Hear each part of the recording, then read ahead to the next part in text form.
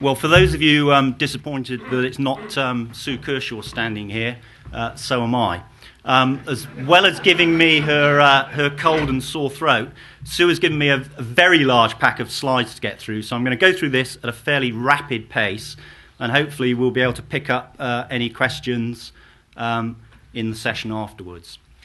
That's what I'm going to go through. And I'll leap straight into that with a bit about the Olympics itself.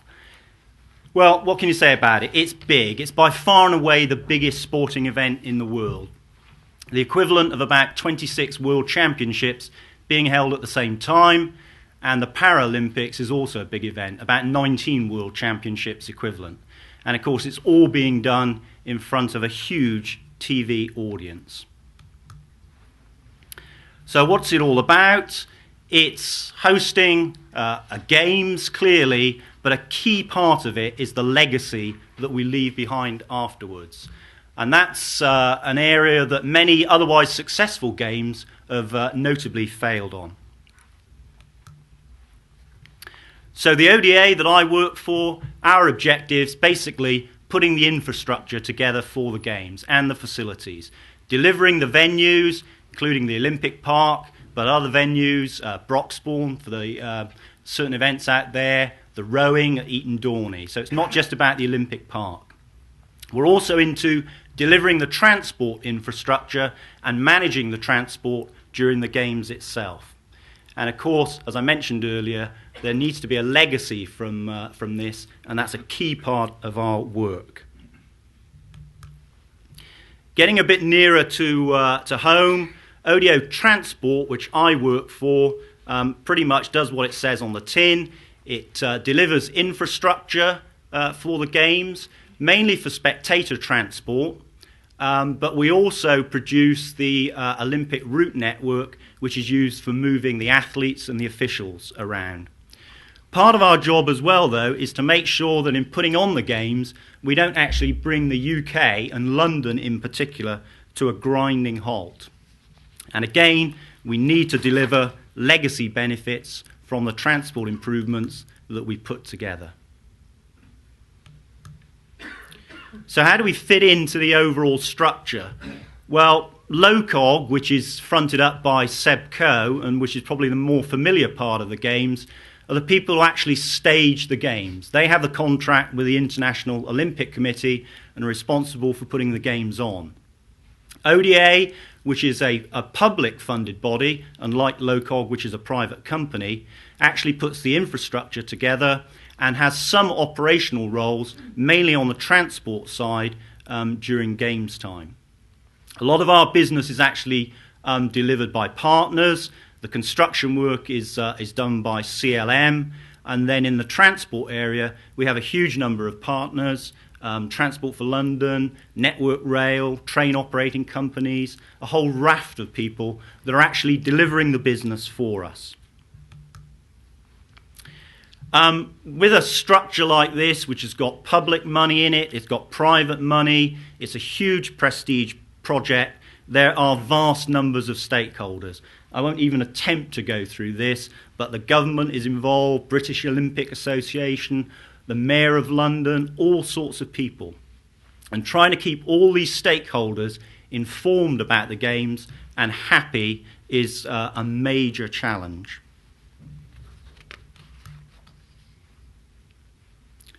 So, we're responsible for the new transport infrastructure, enhancements to existing infrastructure, and the spectator transport during the games. LOCOG is responsible for actually delivering the games family. So actually getting the athletes, the officials, the press, people like that, where they want to be. And it's a huge task. There have been issues in the past games, notably at Atlanta, where athletes actually struggled to get to the start on time. And that's something that we don't want. The sort of mantra is athletes competing, not commuting. Some key dates for Games transport. Clearly the Olympic Games and the Paralympic Games themselves. But either side of those, there are also some transport functions that take place. There's a soft opening of the Olympic Village where athletes are coming in, so they need to be transported around. Then the formal opening, which happens in advance of the games, and then we've got to get the athletes back to the airport, back home, those sorts of things. So it's not just about the games time itself, there's work going on either side of that. It's a wide scope, the Olympic transport. It's multimodal, it's rail, it's tube, it's cycling, it's river services, it's buses, it's coaches, it's walking. It's also about freight as well. And one of my roles is making sure that businesses in London can actually carry on with their work during the Games, particularly that the impact of the Olympic route network is managed and mitigated. These are some of the projects that we're involved in. They range from big infrastructure projects like work at Stratford Regional Station, and if you go out there, it's pretty impressive what's going on. Orient Way is moving a large sort of sidings that were on the site of the Olympic Park and re-providing them elsewhere. Lots of enhancements ranging from quite small things to quite big things.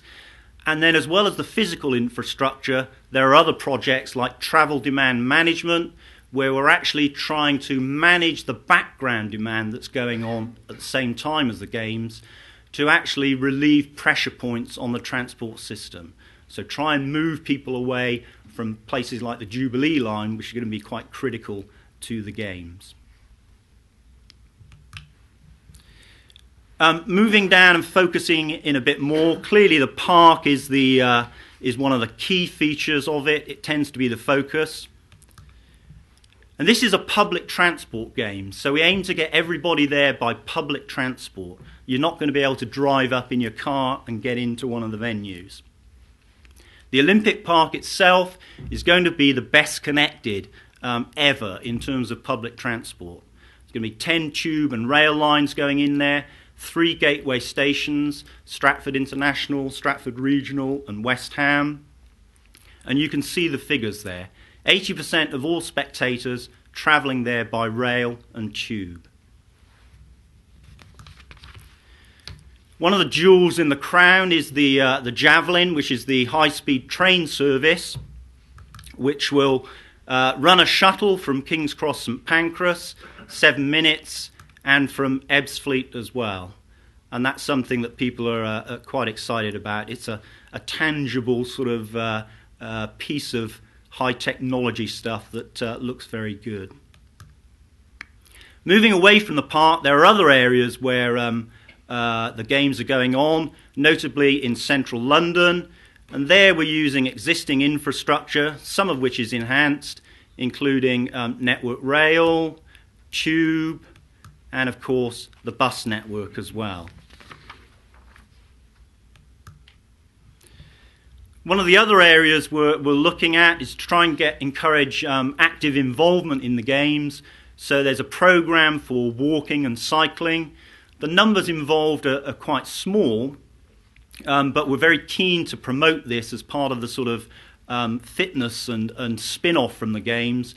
And there are infrastructure improvements as well in terms of cycleways, footpaths, etc. And again, they'll be leaving a legacy after the Games. River services is another area, particularly for events at places like Greenwich and Woolwich. Again, relatively small numbers, and if you're in a hurry to get to the Games, this is not for you. But hopefully the experience of travelling on the river is one of those things where it will enhance your sort of day out. The Games are very much an inclusive activity, and so we're promoting accessible transport. There's a strategy for this, and there's going to be a network that will enable people with disabilities ranging from sort of physical impairments to blind people, that sort of thing, so that they can get to all of the venues easily. But of course, a lot of it is about the athletes, and as I've said earlier, getting the athletes and the officials to where they need to be on time is a key part of the programme. The Olympic family is the athletes, the officials, the International Olympic Committee, the National Olympic Committees, the media, huge numbers who've got to be moved around and get to where they need to be.